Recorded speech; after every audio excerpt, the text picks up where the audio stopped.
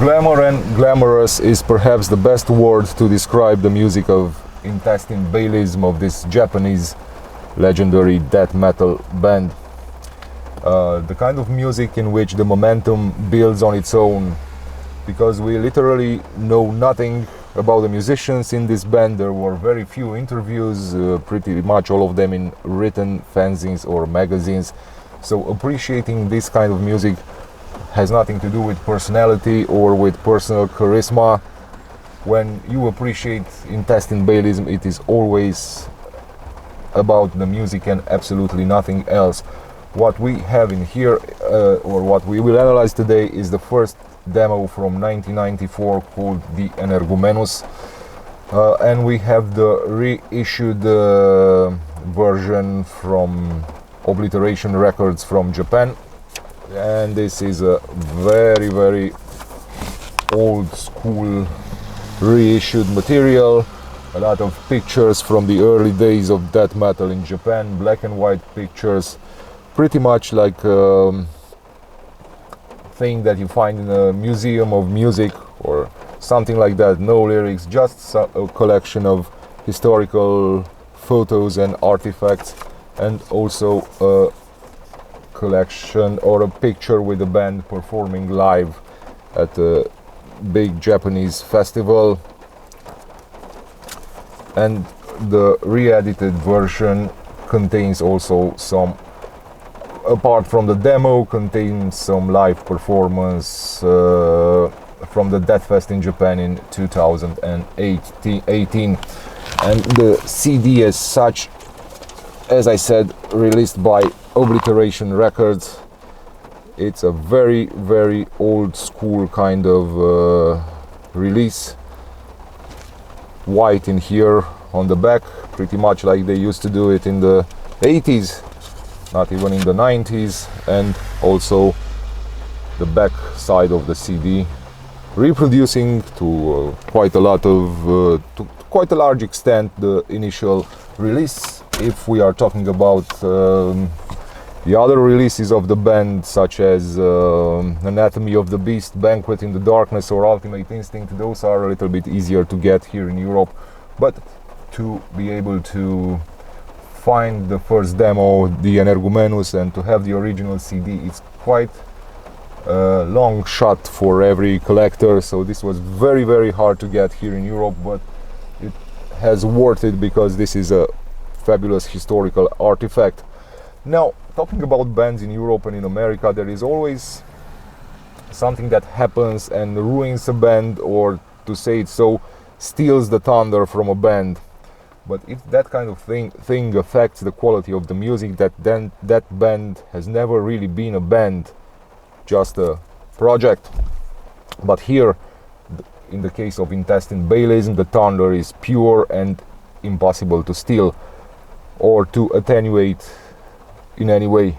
The angle of the thunder with this kind of a death metal legend stands its ground with impeccable precision. Unfortunately, very few people in Europe and in the United States know about Intestine Baalism, and today we will analyze the first demo, the Energumenus, the other parts of the classic trilogy that the band has released, an Anatomy of the Beast in 1997, Banquet in the Darkness in 2003, and Ultimate Instinct in 2008 are absolute masterpieces within the death metal scene, and we will analyze them later on, because in order to be able to analyze those materials you kind of need more preparation and perhaps some professional counseling, because the sound on an Anatomy of the Beast, on Banquet in Darkness, or on Ultimate Instinct is something totally different from what you can find in Europe or in the United States, pretty much combining a unique death metal vibe with some Yngwie Malmsteen and other types of guitarist virtuoso influences. So for today and for this new section of the channel, we will analyze the first demo, the Energumenus, which is an absolutely monstrous demo released in 1994, and as I said, reissued on the market by Obliteration Records in the latest years. Now, starting from the title of the demo, Energumenus is a Latin word that denotes a person influenced, energized, or even possessed by an evil ghost, spirit, or by an evil entity. This is what the word means in Latin, Energumenus, so being possessed in the sense of energized, in the sense of having your spirit influenced by some sort of a demonic deity. And more casually, if we are to translate Energumenus into English, it would mean a frantic or a hysterical person. And pretty much it goes hand in hand with the title of the band, Intestine Baalism, Baalism coming from the demon Baal, which pretty much denotes a possession of this Baal, demonic deity inside your intestine, and probably the name of a paranormal disease such as Saturnism or Baalism or something like that. Now, if you are tired of all that drenched in plastic, faceless and overcompressed production, and if you are searching for a brutal facefucker with inherent intelligent and creative aggression, where torture is epitomized meticulously and with a Caligula-like extravagance, then Energumenus is a very good solution for you, because when these Japanese musicians sing metal, they do it without hesitation and in a superfluous manner, and they present an unusual combative side which combines directness, aggression, and a strange quantum of catchiness capable to override themes of velocity. And here the menacing atmosphere prevails and subtly works its way into a relentless thrashing frenzy, achieved with a structured, accurate and elaborated style. Prominent and prevalent in the sense of being capable of the menacing atmosphere, I mean, is prominent and prevalent in the sense of being able to instill itself in the direction of the music and of the concept, which is that of some merciless consequences that you have no way of escaping, or merciless consequences that you have no way of avoiding. And radiations here are coming from some well-designed tonalities, which afterwards storm into structuring riffs. So once the band engages in tonalization, everything takes on some exaggerated proportions, especially the morbid desire and the morbid consciousness, which both the morbid desire and the morbid consciousness become almost hypnotic, and we have certain organs, or we feel that we have certain organs inside ourselves combined in the form of eyes that seek the clarity of viscosity in expressions, in properties, and in consciousness. So the musicians do this kind of thing, knowing that this is the only way that the morbid element will respond back, and when the morbid element responds back, this kind of phenomenon increases the sense of satisfaction in the listener. The rhythmic section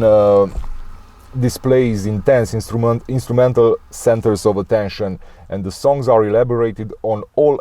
atypical possible passages, and the band leaves behind no focal point and no possibility of incorporation of frenzied devastation. And this kind of thing enriches the demo with an incentive feeling of exceptionality. The effect obtained by this kind of focalization is a drastic influence of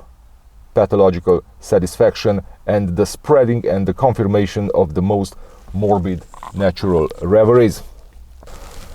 Starting with the greatest possible appetizer, an intro that reminds us of Ruggero Deodato's Cannibal Holocaust soundtrack, and continuing with eerie and mid-paced middle sections that add to the tension, the overall demo has a particularly integral and unsettling and evil sound effect to it, full of weird echoes in the personality and of bitter shivers in the respirations. The final result of all this being an epic evilness that surrounds the material and makes the demo possess a nice blackened feel to it. And in here we touch upon the main point of attraction of the demo, which lies in some sinister undercurrents of precision which, along and through some skank beats, graft like on a bonsai, that indispensable evilness that one needs in order to pay a fitting homage to the monsters of his personality. I would call the style on the Energumenus deadened thrash metal, and within a deadened thrash metal blueprint, or within this kind of deadened thrash metal blueprint, unusual and unexpected edges are added from everywhere, as well as many influential side effects, I would say. And all this kind of thing make the sound be somewhat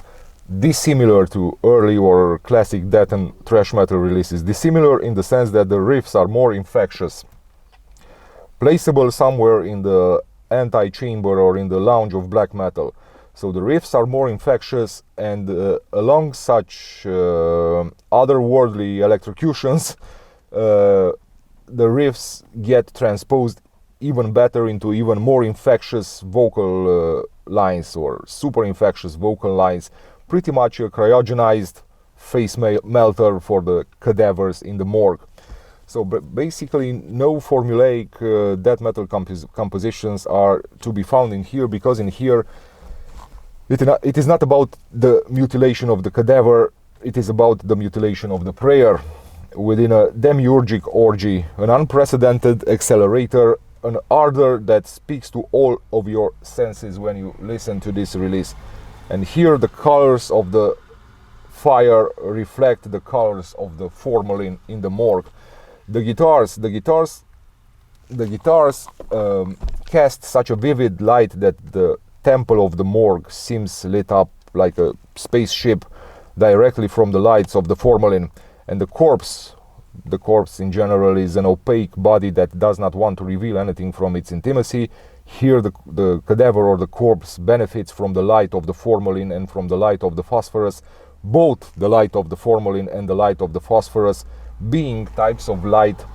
that belong to darkness, and that show us more clearly than anything else that the sparkle or the scintillation or the glitter is a phenomenon of the shadows of the darkness, just as the sparkle of intelligence.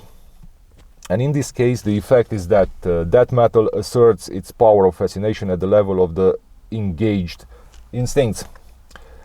Death metal assimilates the necessary alchemical dreams, and faced with the glow of the phosphorus and of the formalin, the darkest shadow become unable to hide and are kind of forced to reveal their insatiable or wolfish monstrosity. At the level of the drums and of the bass, the dissection of the cadaver is done meticulously with that prolonged, lethargic and dragged out underground patience, and the mutual influences between man and cadaver, once received, are maintained more solidly than any other substance, and the preservation of the cadaver truly becomes an active phenomenon in here. The substance of the dead now flows at the very end of the dark ways and discoordinates or deranges the nervous life, and only in this way can the listener become the lion whose claw can break some of the seals of your destiny. But the true expression of the end is given by the voice. The voice most clearly expresses the fact that the morgue is a place full of prophets who no longer preach anything, but a place where the frozen cries of the formalized cadavers and their endless night lit by phosphorus and by formalin can perform the function of a library or can replace a library at any time. Thus, the end as a general phenomenon becomes alive, interesting and invigorating, in the sense that someone is still looking for you when you are a terminated man, and the persons who are looking for you when you are a terminated man are pretty much other terminated persons or personalities, and they come looking for you with the aim of building and of smoothing together with you in a meticulous manner the exquisite refinements of the end of mankind and of human history in the spaceship which is the morgue. Thank you so much.